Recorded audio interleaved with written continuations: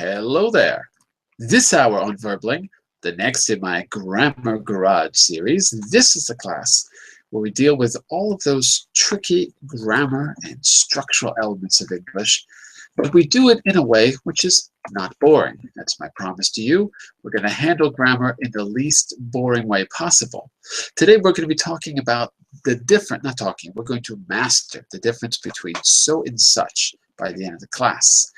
We're going to see how they're used in a communicative, interesting way by reading a little article, an article about safety, about the extent of danger, where you have to use so and such to describe the extent of something. You'll see what I mean in just a minute. And from there, we're going to analyze that and learn what the rules are and how to use them ourselves. All of that and more coming up in just a minute. First, quick introduction. I'm John Eric, your Verbling teacher for this hour.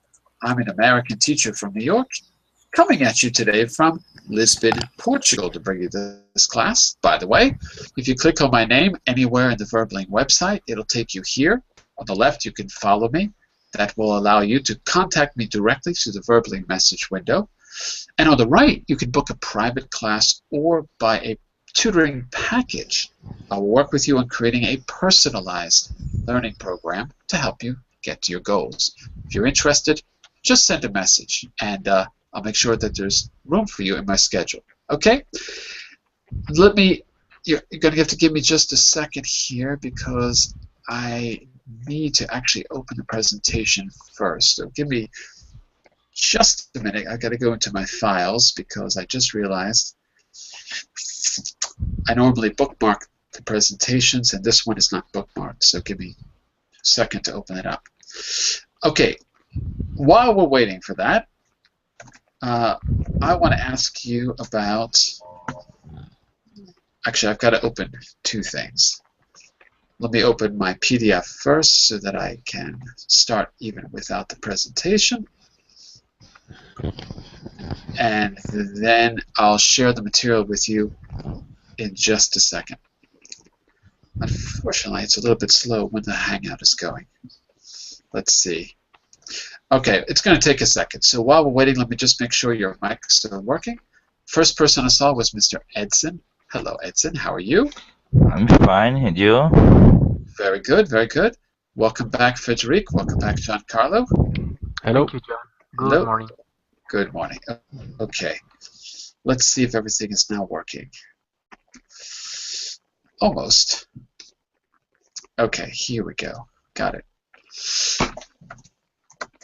I was trying to, and it's, sorry, it's going to take just another second to get this open. It's a little bit slow. Is this it? Yeah, this is it. Okay, so while I'm opening the presentation, I want to ask you a few questions just to get started. We're going to be talking about so and such, or so and such that. We're going to see how they're used to talk about the cause of something and the consequence of something. So that's the grammar we're going to look at. But we're going to do that in the context of safety. In fact, we're going to be reading about a safety issue. My question is, first, just to get into the mood of the article, what are the most common warning labels that you find? Think about things you have in your kitchen or your closet. Think about things you need to keep away from your children. What are the common warning labels that you typically see on packages, right? Think about some things that are maybe in your closet or kitchen or cupboard right now. So give me a few ideas before we begin. What are some typical warning labels? Frederic, you have kids, right? Yes. What do you have to keep away from the kids in a place where they can't get to it? I have to keep away them from products you use to clean the floor, or you know. Mm-hmm. So cleaning products, right? Cleaning products, yeah. Right. You know what? I just realized that I can't get access for some reason. So you know what I'm going to have to do? You have to give me about 20 seconds. I've got to sign out, open the presentation and sign back in because it's blocked. So Yes, give me just. yes, we can hear. There is a lot of lag, when you speak. Okay, I'll be right back. Okay, Okay. let me sign back in. Be right back.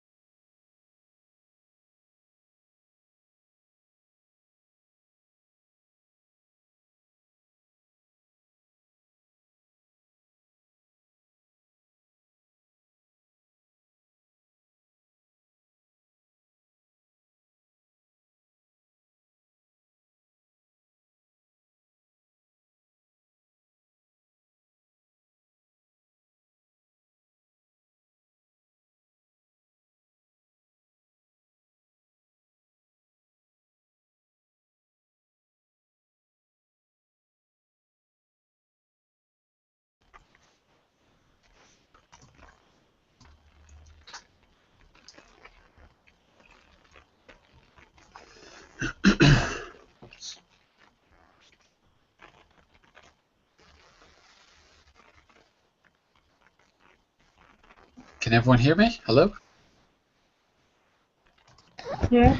Yeah, it's Okay. normal. All right, very good. Okay, sorry about that. Something new is going on where I can't get access to the presentation, which is, I don't know what it is, if it's Google or what. But you know what? It's not going to matter soon because we're not going to be using Hangouts in the future. We're going to change. So things are going to get a little bit better, I think. Here is the presentation. Let me see if I can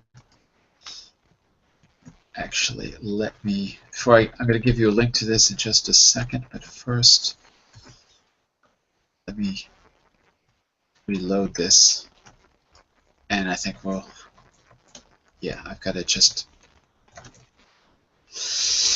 Give me a second. Okay. I'll give you the link. I just have to reload it because it's in a strange-looking window. Okay, there we go. Okay, we're all set. Okay. Excuse me, John. How do you read?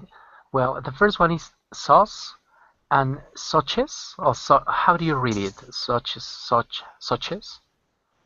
I was just pluralizing the word so and such. So's and suches. So's and suches. So's and suches. Okay. Not a real word, by the way. These are my own invented words, but that's what a so would look like if there were many of them. So's and suches.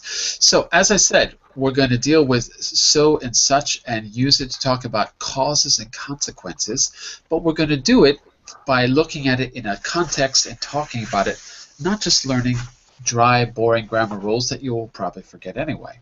We're going to look at it through an article. The Dangers of Suffocation is the article. I asked you a quick question before we got cut off.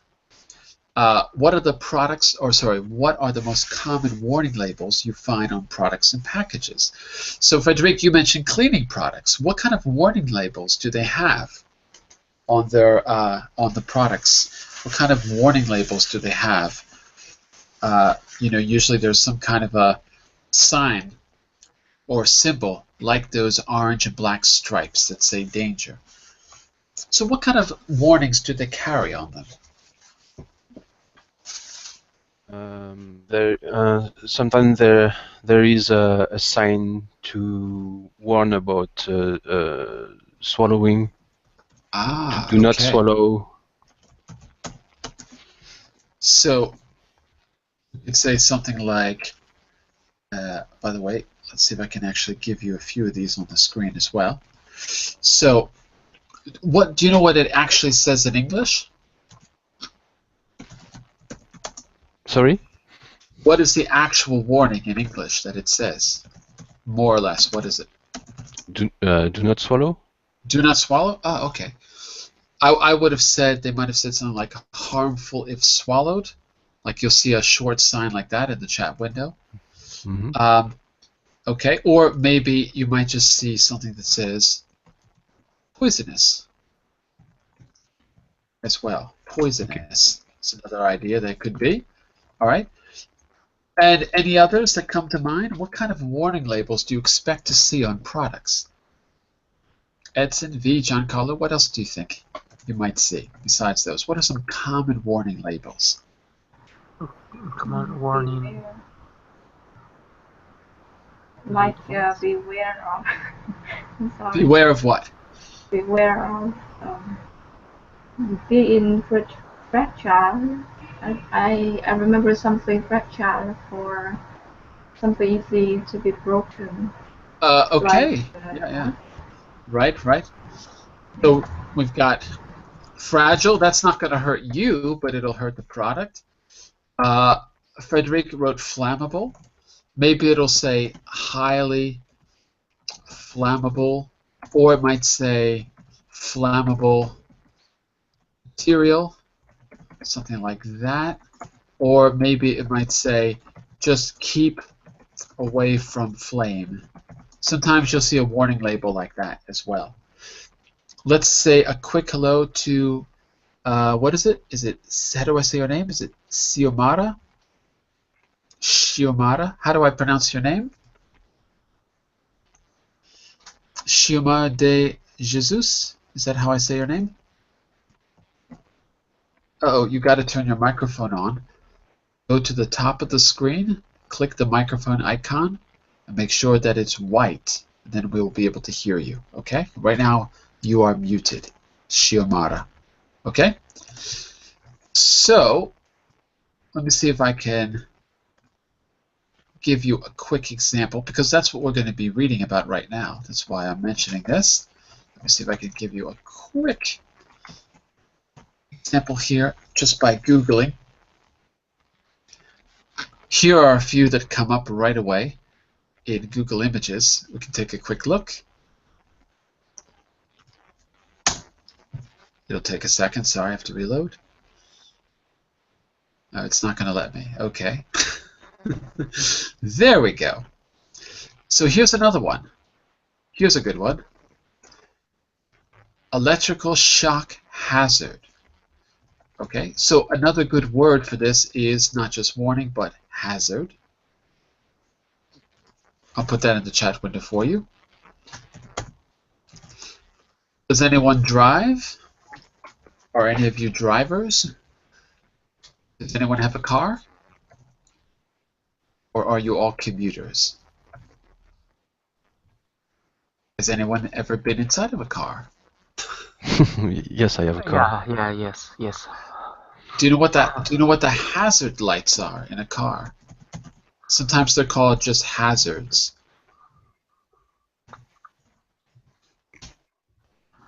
You know what the hazards are in your car? The hazard lights?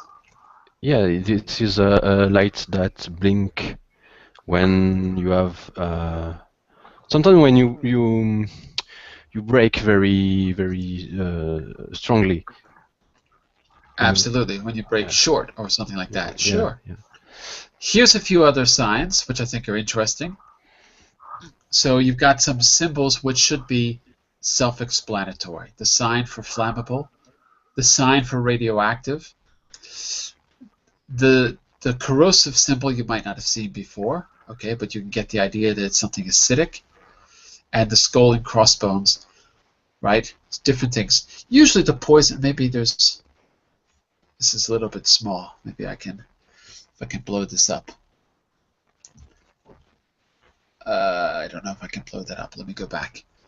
The reason I'm talking about this is because we're going to be reading about this and using so and such in this context. Let me just see if I can just make that one a little bit bigger.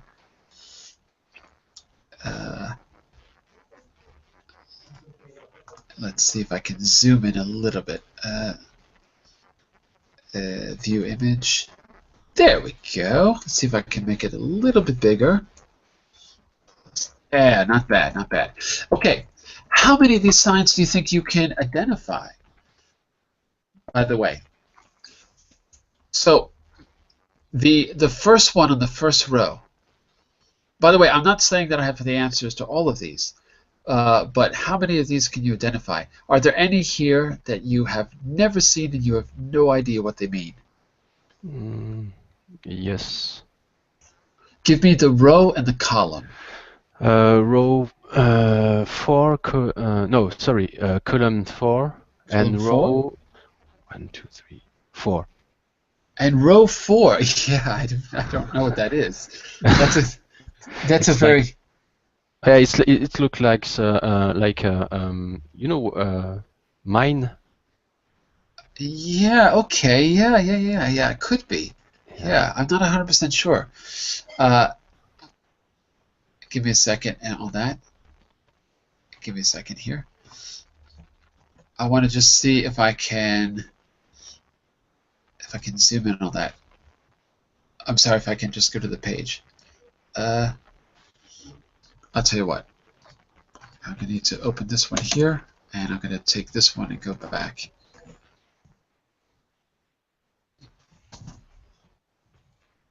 I don't know if I can go back to the original source. That's actually one that I don't know either. Let me see if I can find it.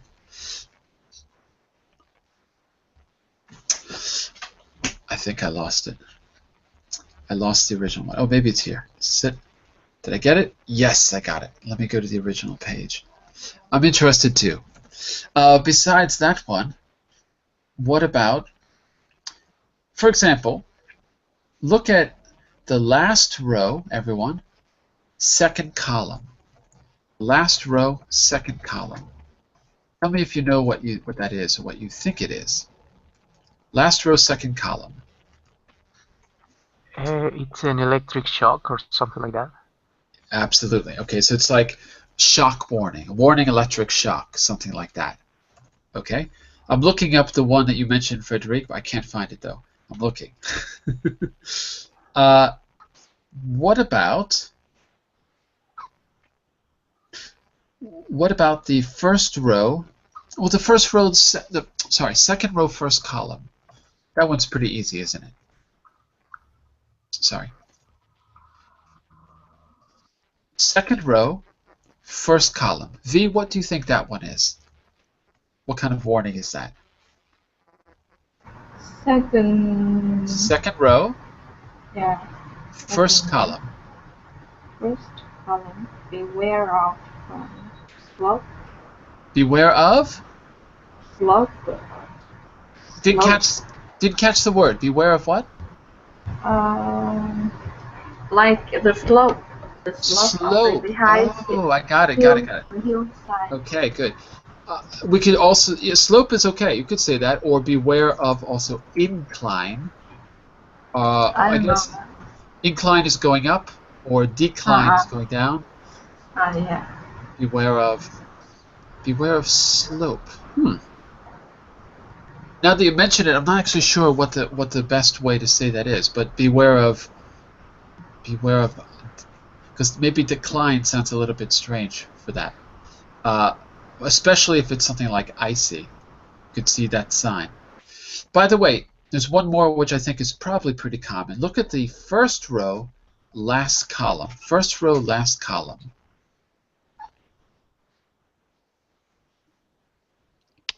Maybe it's for something that is extremely hot. Something extremely hot. Interesting. I thought it was. Yeah. I think you're right. Maybe slippery. How do you say? Slippery. Slippery floor or something. Slippery surface. Slippery surface, maybe. I think Frederick's right, because I think those are heat waves coming off of something. I think you're right, because it does look like the same sign for slippery roads, but actually I looked up the image, and it says high temperature warning on it. High temperature attention, hot surface, heat adhesive. So it's definitely, that one is supposed to be for heat. It does look like the one for slippery roads. It's true. There was one more. What was the other one? The one you said earlier, Frederick. I found it, and it says, give me a second, mechanical warning label. It's really not clear what it is. It just says mechanical warning label. I'm not sure what it's supposed to be. That's bizarre. Yeah. And I looked it up, and it doesn't explain. Wait, here we go. Radiation. Oh, it's radiation protection. Oh, look at this. Oh. Radiation protection of energy rating. Okay, it's something to have to do with radiation. Okay. Very interesting. Now we know. Learn something new every day. There's one more one you take a look at. These are on the side of a pill bottle. May cause dizziness. How do you feel if you're dizzy, class? Like spinning around. Spinning around. Okay. May cause a headache. What's hurting if you have a headache? Your head. Your head hurts if you have a headache. Do not take with nitrates. I'll keep that in mind. Some medications can change the effect of this medication. Yeah, that's true. Mm-hmm. Some medications, when mixed, can have other effects. Okay, I wanted to do that one mostly because of the word dizziness that appears. Let's keep those in mind for a second, and we're going to read this very short article, and then we're going to use it to look at the grammar of such causes and consequences. Okay, everyone, take a paragraph. I'm going to go in the order that I see you. Shiomara, if you're there, you can turn on your mic. Okay, so I know that you can hear me. And if I don't hear you, I'm afraid I'm going to have to skip you because I don't know what's happening. Let's go to V first. Ms. V, I want you to take the first paragraph for us. Yeah. I bought a new TV the other day, and as I removed the various layers of packaging from the product, I noticed this warning on a large plastic bag: to avoid suffocation, keep away from children. Since reading this message, I've been so worried that I've been keep away from the children in order to avoid being suffocated. I don't know that word. What does it mean? What does suffocate mean? Class, let's help her out. What does suffocate mean? Does anyone know before I tell you? Yes, it's when you can breathe. When you cannot breathe, V. Uh-huh. Oh, yeah. Think about that sentence. Since reading this message, to avoid suffocation, keep away from children. Since reading this message, I've been so worried, I've been keeping away from children. Yeah, it's funny because I think the main purpose is that keep this product away from children, so they can make the misunderstanding that So you mean you should be kept away from. So you mean children are not going to suffocate me? No. Yeah, Okay. I'm no. Yeah, like. It's good to know because I thought that I would be suffocated if I was around children. Earlier we had dogs shooting their owners and now children suffocating their parents. Okay, Mr. Giancarlo, take the second one, 10 and 15, that paragraph for us. Actually, yours goes up until... Oh, I don't know. Just take the next one. Starting at 10. To avoid suffocation, keep away from children. Since reading this message, I've been so worried that I've been keeping away from children in order to avoid being suffocated. I'm just joking, obviously. We all know the intended meaning of the warning. The manufacturer is kindly reminding us that plastic bags can be dangerous for children. Here is another helpful warning I found recently on a children's toy. Danger of choking. Not suitable for children under 14 in Europe or under 8 in the USA. Choking. 2 words. Choking. O. Choking. Choking. And suitable. Is not suitable. It's suitable. The U is always silent in suit. Suitable. Suitable. Not suitable for children under 14 in Europe or under 8 in the USA. Think about that for a second. Frederick, can you continue? This seems strange. So, is there such a big difference between European and American children that they can play with the same toys? No, of course, there isn't. The difference is between the law of those two regions. The European law states that this kind of product is not suitable for under 14s. The American law says it's okay for any kid over 8. Consequently, if a 10-year-old chokes while using the product, the manufacturer may be sued in Europe, but not in the USA. So we see that the warning label is not really about protecting our children from danger. It's about protecting the manufacturer from litigation. Litigation is right. Oh, so the warning labels are for the manufacturer, not for the people that might get hurt. That's interesting to know. Let's go on to the next one, and then we'll talk about this article. V, starting at 45. And it is not only children who put themselves in danger. Judging by this warning, which I found on a hair dryer, do not use in shower. This message is clear. If you get electrocuted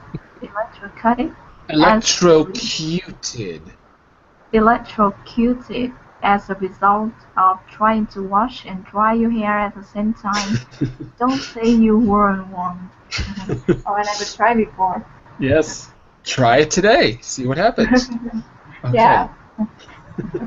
Well, keep going. That one's really short, V. One more. Presumably,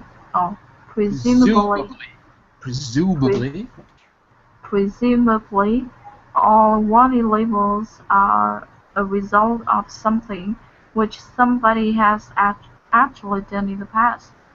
So just imagine the strange behavior which led to this warning, found on an iron: "Never iron clothes while they be worn." And it seems there are people out there with so little common sense that they need a warning like this from a bicycle mirror. Remember, objects in the mirror are actually behind you. For Or the this one. For those of you who don't know the difference between television and mirrors, objects are actually behind you. Okay. Or this one. Oh, Go no. ahead. Go Or ahead. this one, from a knife sharpening device. Warning, knives are sharp. In case you weren't sure, knives are sharp. Okay, very good. Frederic, we're back to you for, I think this is, oh no, there's two more. So this one, starting from 67. It seems that we live in such a litigation-driven culture that so many people will sue a manufacturer even if the product does exactly what it is supposed to do. Consequently, there are some warning labels which seem so obvious that they hardly need citing. For example, I found this message on a tub of sleeping pills. Warning, may cause drowsiness. And this one and this one on a bag of fire lighter. Caution, risk of fire. Right. On the back of a lighter, risk of fire. By the way, that says tub, but it should be tube. It's a mistake. It should be tube of sleeping pills. It's a typo, actually. Okay, and not label, but label. Label. Label, right. Okay, Giancarlo, can you finish it up for us? Yes. There are such a lot of warning labels these days that sometimes it seems we are in danger of suffocation in them. But do warning labels actually protect manufacturers against litigation? Well, not always. Apparently in the USA, there was a famous case of a woman who was badly scalded when... Scalded. I think it says scalded, but okay, no, it's fine. You're right, Scalded. Okay. Scalded when she bought some coffee from a fast food shop and spilled some of it on her lap. She took the fast food company to court, won the case, and was awarded $160,000 in compensation despite the fact that there was a warning label on the cup saying, "Warning, contents may be very hot." Okay. Warning contents may be very hot. Do you know about that case, by the way? Do you remember that in the news, I don't know, 10 years ago, something like that? No, I don't. The restaurant is McDonald's. She was going through the drive-through of a McDonald's. She got scolded because the coffee was hot, really hot, and she sued McDonald's, and they tried everything to get out of it, but they lost, and she won the case. So, and it said warning hot coffee on the cup, right? But she still won the case. What do you think about that? Do you think that would that work in the country where you're living? Do you think if you got scolded with hot coffee, you could sue them and win $160,000 or an equivalent? And remember, that was a while ago, so that $160,000 10 or 15 years ago is probably worth a lot more today. Could you have done that in France, for example? Could you have gotten No. Interesting. You can try, but it's useless. Here's the thing that they're not telling you. If you look up the case, you'll find out that she wasn't just scolded. She received life-threatening injuries from the coffee. I'm not joking. You can look it up if you don't believe me. I don't remember her name, but it's a famous case. Because here's the problem. She bought the coffee. It wasn't just hot. It was beyond human consumption. It was so hot, right? And there was a warning label, because I actually looked it up one time. There was a warning label that says coffee may be hot. But it didn't say that the coffee is heated to over 200 degrees and it could kill you, which is actually what happened. So the problem was she put it in between her legs when she was putting in her seatbelt, and the car jerked or whatever, and the coffee spilled on her, and it was on her clothing. So she couldn't, and also she was 80 years old, so she was an old woman. She couldn't get her clothing off, so it continued to burn her, so she had to go to the hospital. It was actually a very serious thing. When you hear people talk about the case, it's, oh, there's a woman who got $1 million because she burned her lip on a cup of hot coffee, but it wasn't the case. She had third-degree burns over her abdomen and her legs. It was really, really a serious thing, actually. So, not a joke. But anyway, it's a true story. Just quickly, we're going to focus on the grammar. But I've got a question for you. We talked about the first two. Take a look at exercise 3 there. Take a look at that. Actually, let's see. Giancarlo, could you just read the directions there in exercise 3? Sentences in warning labels may be shortened for space. Say the possible complete forms of these sentences. Right. Can you do the first one for us? What do you think is the full sentence? Okay, so read the one that's there, number 1, and tell me if you can put back the missing words. Shorten for space. Harmfully swallowed. Don't swallow.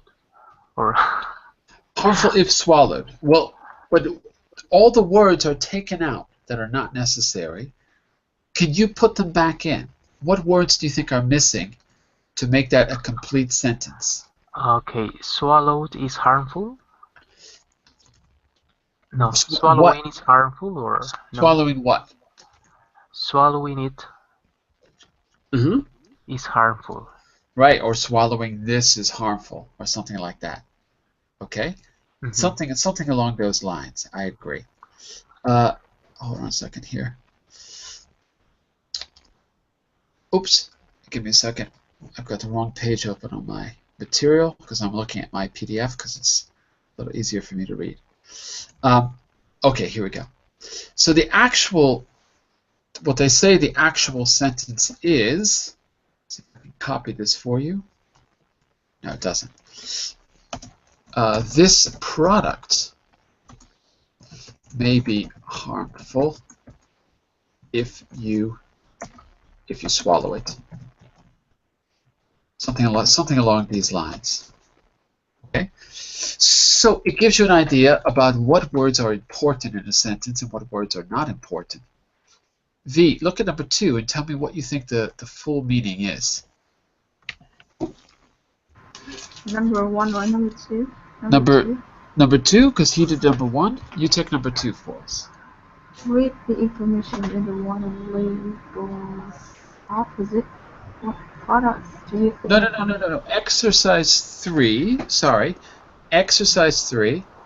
And sentence number 2. Keep away from, yeah. Keep away from children. Right. So it's misleading to say keep away from children because that means if your children are there, get away from them. That's not what it really means. So what's the full sentence? Keep away this product. Okay. Keep this product away from children. Exactly. Keep this product away from children. Not you. Don't keep yourself away. Keep the product away from children. Got it. Okay. And Frederic, what about sentence number 3? Wash hands after use. Whose hands? Wash your hands after use. Wash your hands after using what? After using this product. Using this product. Say that like this. Product. Product. That's it. Very good. And Shiomara, if I'm saying your name right, you could take number 4 if you want to write in the chat window for us. Keep container in outer carton. Okay, what do you think would be the full sentence? Think about that and put your answer in the chat window if you could. Okay? So, while we're waiting for that, let's go back here for a second. I'm going to just a second here. Okay, I want to focus for a moment now on the grammar. Let me jump forward. There we go. So you'll notice that we talk about consequences a lot. And we use so and such to do it. So I want to take a look at some examples of how this is used and see if you can work out some of the rules. In fact, I've actually put the rules on the screen for you. You just have to decide which goes with which form, which word goes with which rule. Okay? Look at the examples in the box. It says to underline. Oh, there we go. Shiomara did right. Keep danger containers in outer carton. Okay, very good, very good. Maybe I'll just make a little, just a slight change there, Shiomara. Maybe I would say keep the container in the outer carton. Maybe with danger you mean dangerous. Maybe that's what it is. Let me go back to that slide for just a second because I forgot what the original sentence said. Keep container in outer carton. Okay. So maybe keep dangerous container in outer carton. Something along those lines. I'll put that in the chat window for you as well. Keep the dangerous container in the outer carton. Okay. I think you wanted to say dangerous. Okay, I think that's what you meant to say. The carton is dangerous. There you go. Okay, good. All right. Shiomara, are you having a problem with your microphone? Or, okay, no problem. Okay, so I want you to take a look at some examples of sentences that were in the article we just read. On the table on the right, you have an extreme situation, and the second part of the sentence is on the, in the table on the left, you have the situation and you have the consequence on the right. I want you to notice how so and such are used in both cases. So let's take a look. Let's see, Giancarlo, do you think you could just read the first one, both halves of the sentence for us?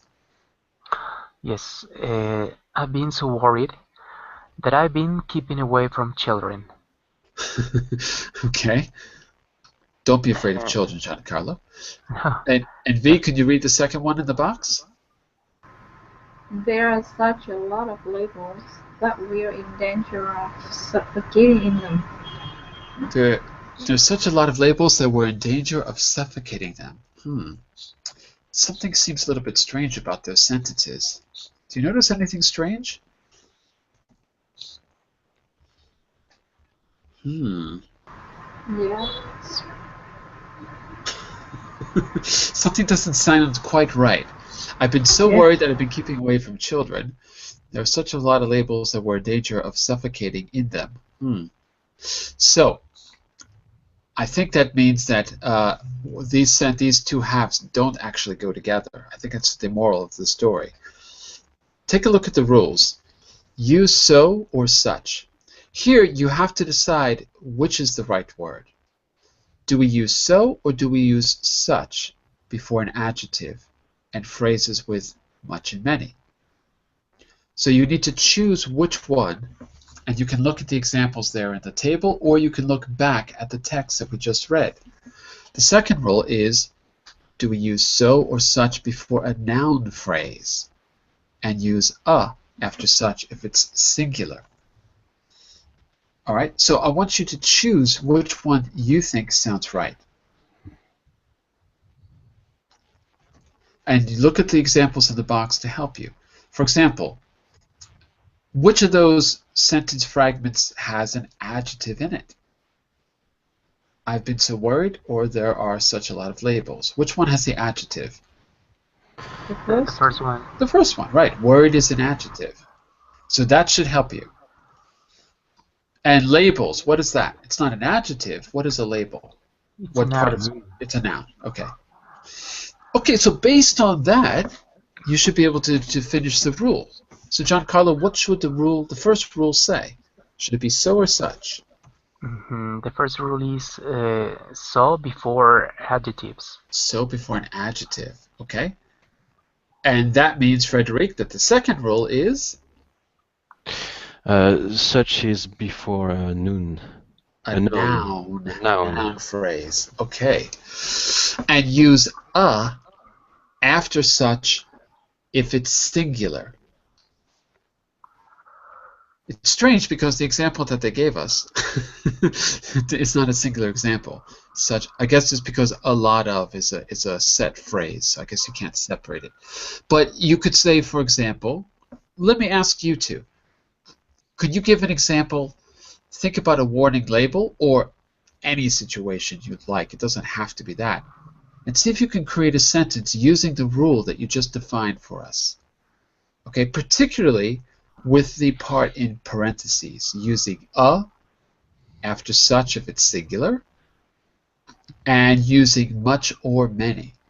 So Frederic, you work on the such. Giancarlo, you give me an example of the so with much and many. See if you can come up with an example, and I'll correct it if you need help. Yeah.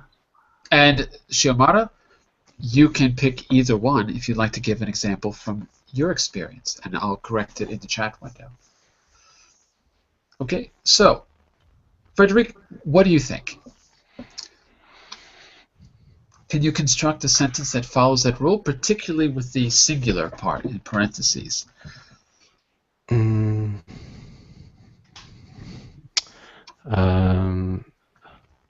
think of a singular noun. Start with a noun to make it easy. A tree. A tree is a singular noun. Yeah. Okay. So there is so. You're using such. I have to use such? Yeah. You're doing the second rule. Okay. There are such trees, right? Okay. That we can see the sky.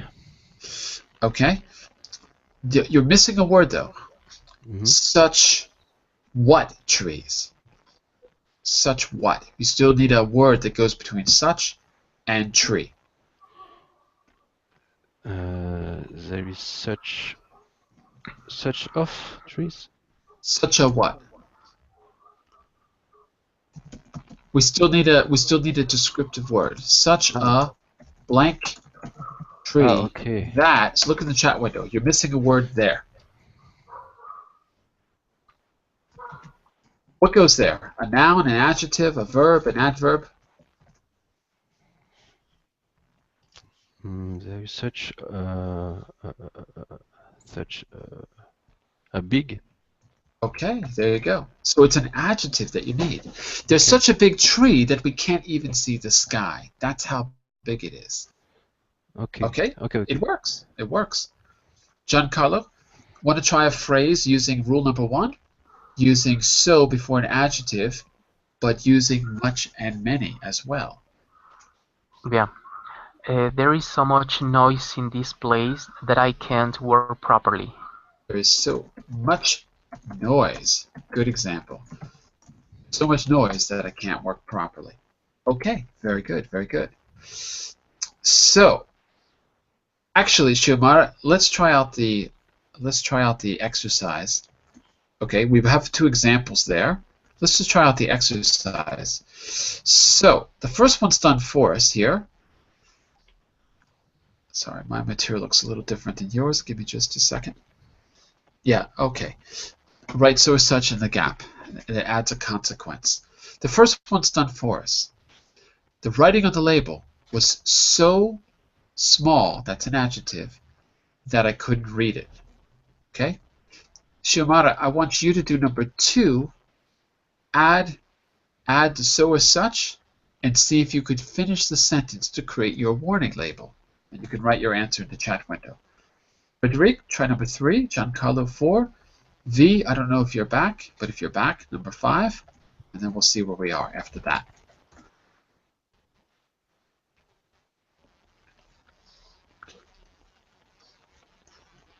Okay, so who's first? Who's number 2? That's Frederic, right? No, number 3 is Frederic, right? Mm-hmm. Okay, go for it.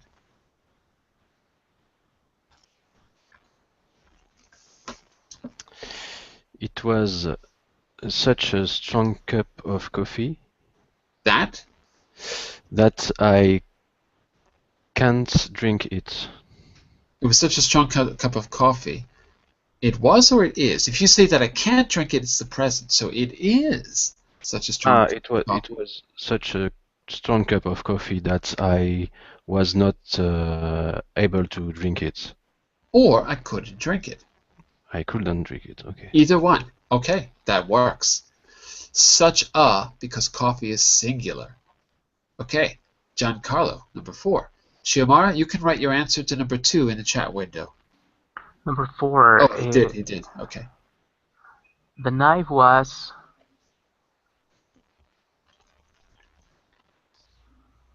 so blunt. So blunt. That's the opposite of sharp, by the way. Good.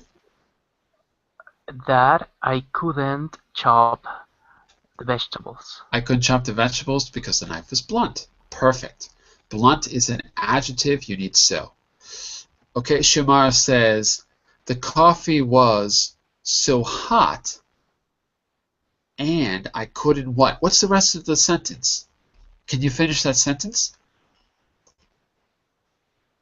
I could drink it. Okay. The only thing you need is that. The coffee was so hot that I couldn't drink it. So the so goes first, then the adjective, then the that in that particular case. Okay, very good. Ms. V, what about number 5? It was such a sharp knife that I cut myself. And I cut myself. Oh, okay, very good. So the knives are dangerous. And you say such a because knife is a singular noun as well. Okay? Very good. I agree. Very good. We've got one last one. Let's see. Class, if you know it, shout it out. The iron was at blank temperature that... At such a high temperature that I burned my shirt. That I burned my shirt. Okay, very good, very good. Okay, are there any questions about how we use so and such? Pretty clear? Are we good? Yeah? Okay. Yeah, excuse me, John. In number 6, why can't I use so high temperature? For example, the iron was at so high temperature, or the iron was at such high temperature. Such a high temperature. Such a high temperature. Mhm. Can I use both of them in the same sentence? The iron was at so high why? Because of the word temperature. What part of speech is temperature? Is it a noun, verb, adjective, adverb? What is it? Yeah, it's a noun. It's a noun, right? So you can't say so because of temperature. You could say the iron was so hot, or the heat was so high. That's okay, but that means you're ending with high. Here you're ending with temperature. Therefore, the so links to the noun. So the so can't link to the noun, only as such. So it's because of the word temperature. Oh, yes, I got it. Yes. And also you have the preposition at. Prepositions are always in front of a noun. They're always in front of a noun or pronoun because the action is linking to something. Prepositions link an action to an object. So the iron was at, you could say the gun was pointing at me, right? Me is a pronoun receiving the action. So when you see a preposition, there's got to be a noun somewhere. You just have to look for it. That's the reason. Okay, if this is clear, then what I want you to do is to make a few sentences about extreme situations for some of the topics below. I've got entertainment, food, shopping, sports, weather. And here's an example. Last winter, it was so cold. How cold was it? it was so cold that the river froze and all of the fish were extremely unhappy. What do the fish do when the river freezes? I'm just curious. Where do they go? They go to Florida. They go to Florida, check into a nice hotel, spend the winter down there. It's nice and cozy. Okay, let's give it a try. Frederick, entertainment. Giancarlo, food. V, shopping. Shiomara, sports. Me, weather. Let's see if we can talk about some of our experiences. I'll start off with weather. You know, Frederick, we're going to go around in a circle here. You know, Frederick, the other day it was raining so hard that I thought the roof was going to cave in. Just 2 days ago. Was it raining there in France? Yes. Yes, Ah, it was raining there too. Yes. We had a very bad rain spell. Here too. It was like a tsunami here. See if you can work your way into entertainment. Okay, so I stay at home and I Really? yeah. What did you do? And I watch the TV. Oh, okay. But there is so few entertainment on TV that I don't watch it anymore. Try that again, Frederick. The problem is entertainment is abstract, so you cannot count it. It's uncountable. It's uncountable. There's only one entertainment, two entertainments, not possible. Okay. Only entertainment. So you stayed at home. What did you do? Yes. So I watched the TV. Right. And but I watched TV, but there was so. I can say so few. You can, but you've got to change the sentence a little bit. Okay. Maybe few is not the best word. There was so, because few, I don't know. Can you think of another word that might fit with entertainment? There was so. Well, you need a non-countable adjective. Few is okay for countable. What's a non-countable one? A word like few. So I don't know. Help him out, class. A few. What? A few. Little. Little. Try it, Frederick. Oh, okay, there is so little entertainment that I switch the TV off. Excellent. There was so little entertainment that I switched the TV off. It works. It works. It's grammatically correct. Can you continue your conversation with Giancarlo? Let's see if Giancarlo can work in food to the conversation. Okay, so yeah, go. Sorry. So I switched the TV off, and it was time to sleep. So I go to sleep. We have to end in 30 seconds. We've got to be fast. Oh, V's already leaving. Okay. Bye, V. Giancarlo? Yeah, okay. Remember, Frederick, the time when my mom prepared a delicious food? Do you remember? The food was so delicious that I couldn't resist eating all my food in my plate. Do you remember chicken with Coke that my mother prepared? It was such an incredible dish. Did you like it, by the way? How would he remember that? How would he remember that? Chicken with Coke, John. Chicken with Coke is a delicious dish, believe me. Have you tried it? I don't eat chicken and I don't drink Coke, so I don't know. Well, yeah, just half of a glass of Coke, and you mix the chicken, you prepare it deliciously, and it's a little bit spicy, sweet, and wow, I'm hungry now. Okay, very good. I will look for a recipe here, and I'll report back to you in the next class. All right. Okay. We've actually got to stop here because I have to start the next class. Great job, everyone, with so and such. There's another activity, so if you download that presentation, and I'll give you the link again if you need it. If you download that presentation, you've got another practice activity that you can try on your own. And if you have questions or comments, or you're not sure about the answers, send me a message in the message window and I'll help you out. I'll be back for 2 hours tomorrow for learning from pictures, and I forgot the second class. I don't think it's language games. I have to look. Maybe it is. From 12 to 2 tomorrow. Have a great day, and see you tomorrow. Bye for now, everyone.